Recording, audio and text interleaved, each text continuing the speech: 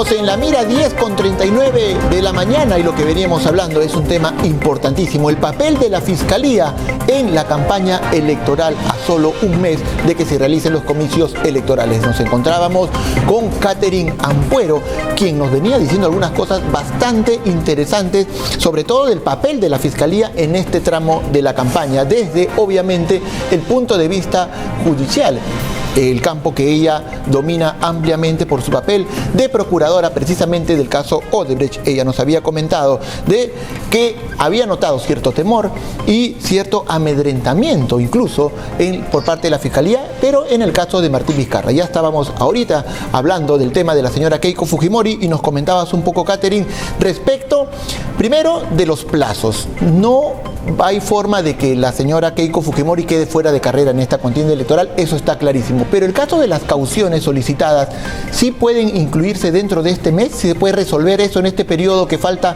previo al 11 de abril?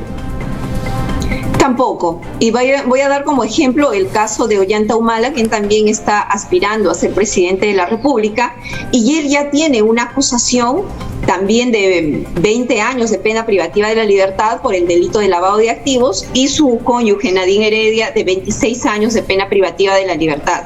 Y el control de acusación, en donde el juez tiene que finalmente emitir una resolución si le da o no estas medidas, el control de acusación ha durado prácticamente un año en donde sea, que es la siguiente etapa una vez que la Fiscalía emite la acusación. Entonces, que estas medidas que está solicitando el fiscal, que el juez las otorgue antes del 11 de abril o para el 11 de abril, o en el caso la candidata Keiko Fujimori pasara a la segunda vuelta, tampoco van a ser aplicadas porque todo tiene su etapa. Este es el pedido del fiscal, ¿no? Pero esto tiene que ser evaluado por un juez.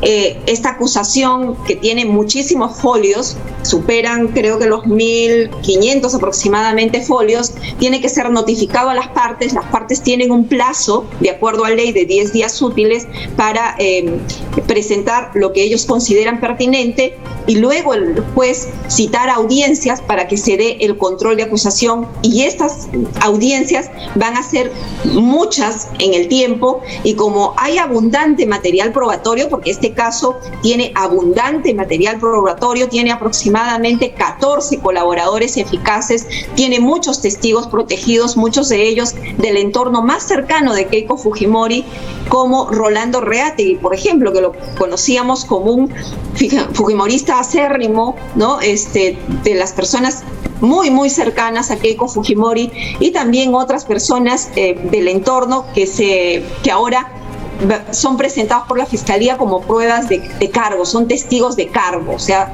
a favor de la imputación por parte del Ministerio Público. Entonces se vienen audiencias muy largas, muy prolongadas, y que prácticamente van a durar un año para que se dé este control de acusación.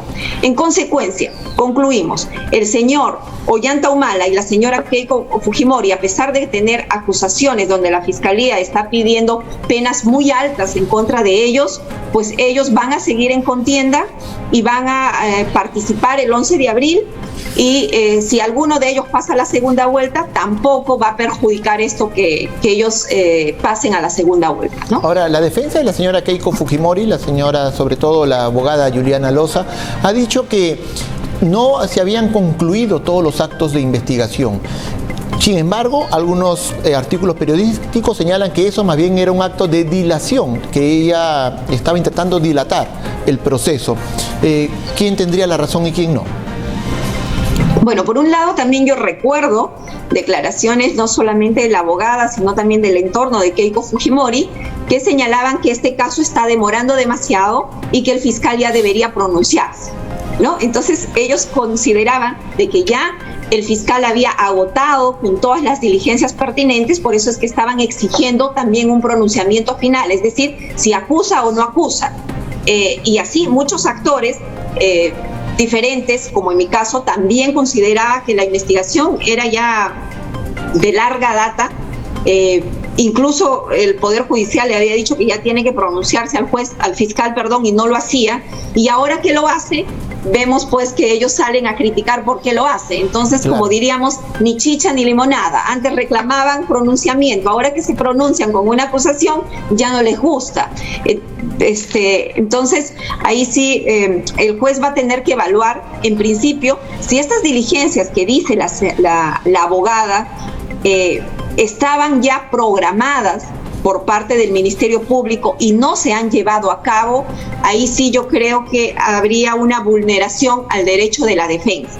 Pero si estas pruebas la realización de estas diligencias fueron solicitadas por la defensa de Keiko Fujimori o por la defensa de cualquiera de los otros investigados, en este caso que implica a la lideresa de Fuerza Popular, pues puede ser considerado como acciones dilatorias, porque por un lado dicen pronunciamiento, pero solicitaban la realización de más actos de investigación para dilatar este hecho. Pero si fueron programadas por el fiscal y de pronto el fiscal decidió no llevarlas a cabo sin mayor justificación al respecto, pues eso va a tener que ser valorado por el juez y podría disponerse que previamente se realicen estas diligencias, ¿no?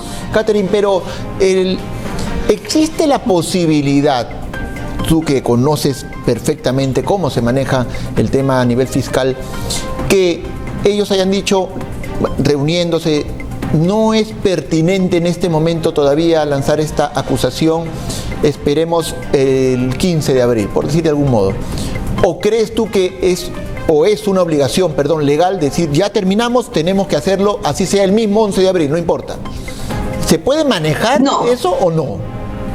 No, porque incluso recordemos, por eso había hecho un recordatorio en mi intervención anterior, cuando el fiscal Rafael Vela prometió una acusación cuando finalizó el año 2019. Ahí dijo se presentará la acusación y no lo hicieron. Luego dijeron que lo iban a hacer los primeros meses del año 2020, es decir, entre enero, febrero y marzo. Tampoco lo hicieron. Ahí vino la pandemia.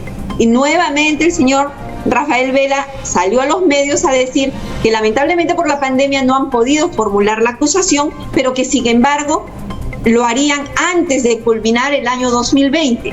Ha culminado el año 2020 y tampoco lo han hecho.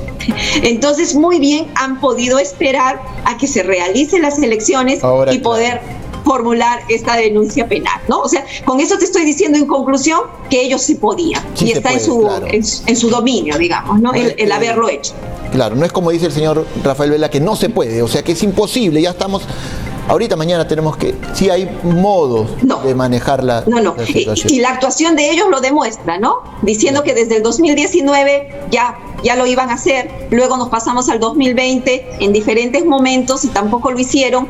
Y ojo, que cuando ellos judicializaron el caso, esto fue en el año 2018, de acuerdo a la norma procesal penal, tienes 36 meses para dar por concluida la investigación preparatoria, ¿no?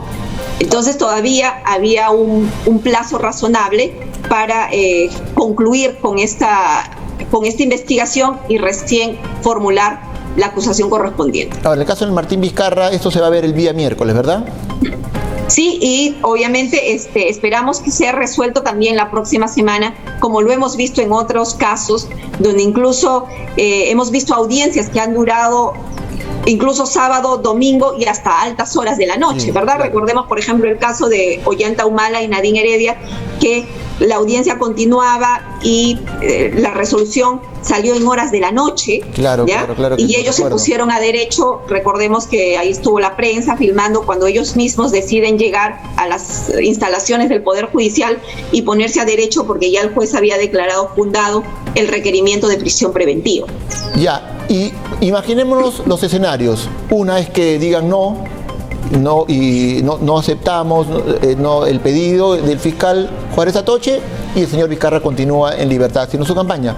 Y la otra opción es que efectivamente aceptamos que el señor Vizcarra vaya a prisión preventiva, el tiempo ya lo decidirá el juez, el pedido es de 18 meses.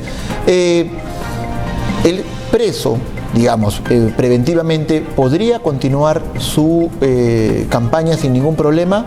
También habría opción, la otra pregunta adicional a esta, que no le den la preventiva, pero podrían darle arresto domiciliario, habida cuenta el tema de la pandemia. ¿cómo se manejaría este tema? A ver, vamos a hablar de los distintos escenarios.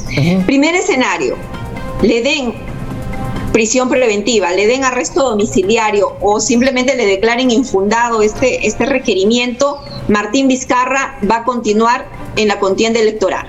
Okay. ¿Por qué? Porque legalmente no existe ningún impedimento para que una persona que está siendo investigada, que está siendo procesada, incluso acusada, pueda participar en elecciones populares. El impedimento aprobado por el Congreso de la República es que la persona que ya tiene una sentencia en primera instancia no puede participar en elecciones para obtener un cargo como, por ejemplo, de presidente, de congresista, de gobernador regional, de alcalde, todo lo que sea elección popular, ¿no? En este caso, ellos incluso, no tienen una sentencia. Entonces, van a poder continuar. Si le dan la prisión preventiva, si le declaran fundado el pedido del fiscal Juárez Atoche, Martín Vizcarra ingresará a un establecimiento penitenciario que el Ministerio de Justicia decida, porque el INPE depende del Ministerio de Justicia, y lo que no podrá hacer obviamente es campaña territorial, salvo con los presos que le van a acompañar en el establecimiento penitenciario donde cumple su medida de coerción personal, ¿no es cierto? Solamente ahí podrá hacer campaña con los presos, claro, pero ellos tampoco no votan. Así que la restricción sería que ya no podría salir, como lo estamos viendo ahora que está viajando, o acá en mismo Lima que está saliendo, ¿no? Eso no lo podría hacer. Ahora, si le dan el arresto domiciliario, también va a tener esa misma restricción de no poder salir y por ende no poder hacer esa campaña a tierra. Y tendríamos que ver qué otras restricciones le dan, porque podría hacerlo la campaña vía las redes, ¿no? Que lo estamos viendo, claro, más ahora en pandemia, que principalmente la campaña, claro, se ha hecho a través de las redes sociales, ¿no? Reuniones vía Zoom, etcétera. Habría que ver qué restricciones finalmente le dan. Y bueno, lo otro es que le declaren infundado el requerimiento de prisión preventiva y simplemente se quede con una comparecencia simple, lo cual no le va a limitar en continuar en su campaña tanto por aire como por tierra, ¿no es cierto? Okay. Lo importante aquí finalmente es que él va a continuar, okay, en contienda electoral, y la decisión del pueblo en las urnas dirá si quieren ser representados por una persona con graves hechos de corrupción, claro, en el Congreso de la República, o no quieren ser representados por una persona como esa. Hay un antecedente incluso con el señor Gregorio Santos de Cajamarca, que continuó su campaña estando preso. Bueno, Catherine Ampuero postula con el Partido Alianza para el Progreso con el número 3, pero en esta ocasión no hemos podido hablar de sus propuestas. Catherine, te agradecemos la presencia en La Mira, pero te quiero comprometer a que nos acompañes en esta semana para poder escuchar tus propuestas en edición central, elecciones 2021, que va de lunes a viernes de 8 a 9 de la noche, y esperamos contar contigo para que ampliemos un poquito más de este panorama, pero sobre todo escuchar cuáles son tus propuestas de cara al próximo Congreso Nacional. Yo te agradezco mucho y voy a estar esperando esa llamada, porque sí me gustaría que la gente conozca que Catherine Ampuero está postulando en Alianza por el Progreso con el número 3, y me gustaría dar a conocer las propuestas que tengo de llegar al Congreso de la República. Muchas gracias, muy buenos días. Así va a ser de todas maneras, Catherine, muchas gracias por haber estado en La Mira. Como bien dijo la señora Ampuero, esto es un tema judicial, pero que impacta directamente en el tema político. Nada más lo último que acaba de mencionar, que tiene que ver con la posibilidad de que el señor Martín Vizcarra sea aceptado el pedido del señor Juárez Atoche y vaya a prisión, cambia todo el panorama, porque ahora él tendría que hacer campaña desde prisión, pero no podría porque está encerrado. También hay otro escenario en el cual podría ir a su casa, hacer arresto domiciliario y podría usar las redes sociales. De pronto, todos estos factores impactan 100% en el plano político, más allá que muchos digan no debería ser así, que va por cuerdas separadas. No, sí tiene un impacto, y también en el voto. no es que solamente sea anecdótico, el tema impacta de todas maneras en el votante, puesto que ahora va a tener que analizar otros elementos que tienen que ver esta vez con el plano judicial y va a tener que elegir basado en esa información. Si está bien o mal, eso ya es cuestión de que cada uno interprete. Lo cierto es que, como bien dijo, los casos de la señora Keiko Fujimori y del señor Martín Vizcarra son completamente diferentes. En algunos casos se nota una actitud y en otros casos otra. Y eso es lo que hemos hecho en este programa, analizar desde todas las perspectivas, tanto judicial como política. En este caso, lo que interesa es que usted tenga el panorama completamente abierto para poder tomar una buena decisión informada. Finalmente, ese es el objetivo que siempre hemos perseguido. Hablando también de otros temas que tienen que ver con la campaña, vamos a hablar del señor Rafael López Aliaga. En realidad no directamente de él, pero es un tema que lo involucra. ¿Por qué? Porque en el defenestrado Congreso anterior, la Comisión de Comercio Exterior y Turismo realizó una serie de informes que tenía que ver con algunos actos relacionados a este sector. Uno de esos informes, que fueron 4, fueron aprobados por unanimidad por la Comisión y ya estaba para pasar a ser debatido en el Pleno del Congreso. ¿Y qué decía uno de esos informes? Que se le recomendaba quitar la licencia ferroviaria en el Cusco a una empresa que había concesionado ese tramo y que transportaba o transporta a los turistas nacionales y extranjeros del tramo de Cusco a Machu Picchu. Pues bien, en este caso, la comisión detectó que había algunas irregularidades en este contrato, principalmente porque esta empresa no cumplía o no cumple, para ser más específico, con algunos estándares internacionales y se había comprometido a hacerlo dentro de los 5 primeros años después de la firma del contrato. Han pasado muchísimos años y nunca se adecuó a esos estándares internacionales. Estamos hablando de la empresa del señor Rafael López Aliaga. Entonces, ¿quién fue autor de este informe? Fue precisamente la señora Rebeca Cruz Tevez. Ella, en su momento, con un equipo, investigó diferentes aspectos, diferentes empresas, además no solamente el tema ferroviario, también algunos hoteles, entre otros, y se dieron cuenta de estas irregularidades. Pues bien, hizo la recomendación para que Ocitran inmediatamente tome acciones y empiece la resolución del contrato, que se elimine, que se corte. Pero en realidad estas recomendaciones no han tenido eco en la empresa. Entonces la empresa en esta situación no ha tenido eco, no les han hecho caso a la Comisión del Congreso. Y la empresa del señor Rafael López Aliaga, que es Perú Rail, sigue operando en este tramo de Cusco a Machu Picchu. Entonces, lo que nosotros hemos hecho es, nos hemos comunicado, en realidad ella se ha comunicado con nosotros, la señora Rebeca Cruz Tevez, quien ha sido congresista y autora de este informe, para que nos explique bien de qué se trata esto, porque además también ella detectó que Indecopi había multado por unas cifras millonarias a esta empresa porque había alentado el monopolio, es decir, esta empresa del señor Rafael López Aliaga, Perú Rail, había tenido prácticas abusivas, así lo describe en el informe, contra otras empresas que querían competir, entrar a ese sector y también entrar en competencia, en libre mercado, para competir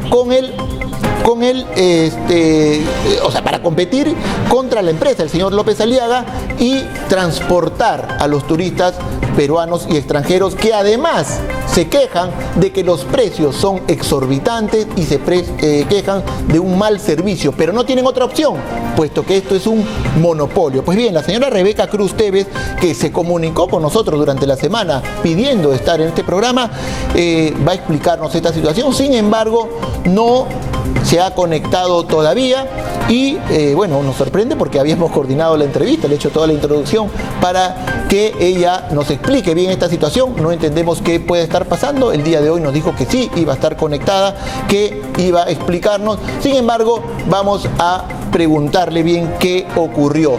Lo cierto es que todo este panorama que acabo de describirles es información oficial. Eso está en la propia página del Congreso de la República, con todos esos detalles que la señora Rebeca Cruz Tévez nos iba a explicar y que por alguna razón que desconocemos no se ha conectado. Pues bien, vamos a ir a una brevísima pausa y les prometo que vamos a regresar con el candidato sorpresa de este fin de semana, el señor Pedro Castillo, a quien vamos a tener en la mira.